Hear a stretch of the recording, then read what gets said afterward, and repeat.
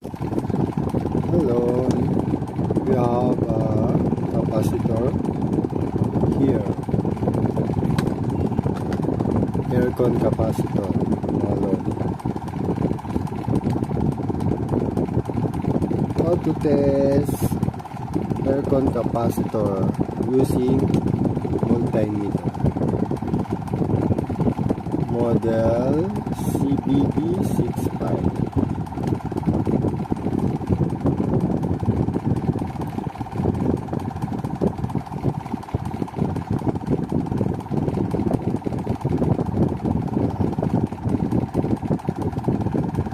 Ito mga lodi. Ito mga lodi yung kanyang pan. Ito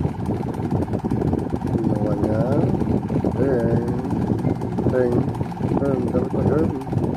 turn mga lodi. Yan, ito yung kanyang common. Ito mga lodi yung common natin yung lalagay natin sa ating negative. Negative ng ating multimeter. And then yung positive ilagay natin sa itetest natin.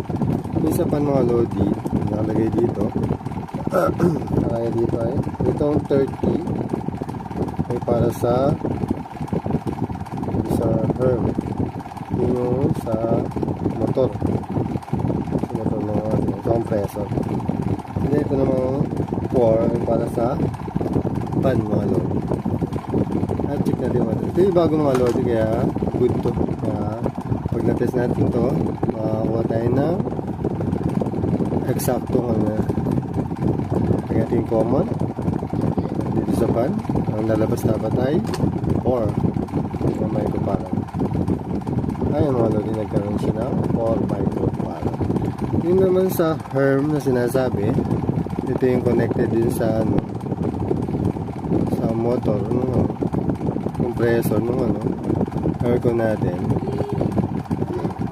Dapat yan ay 30.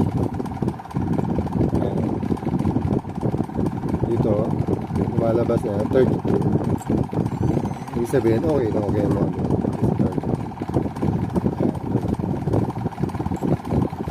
Ayan, bago yung mga lodi kasi may box pa yun. Ipapakita ko naman sa inyo mga lodi yung isang defective.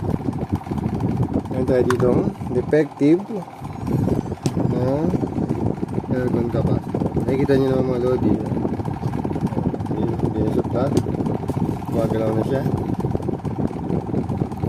Kanyang common ito mga lodi. Nakita mo naman. Puro na siya.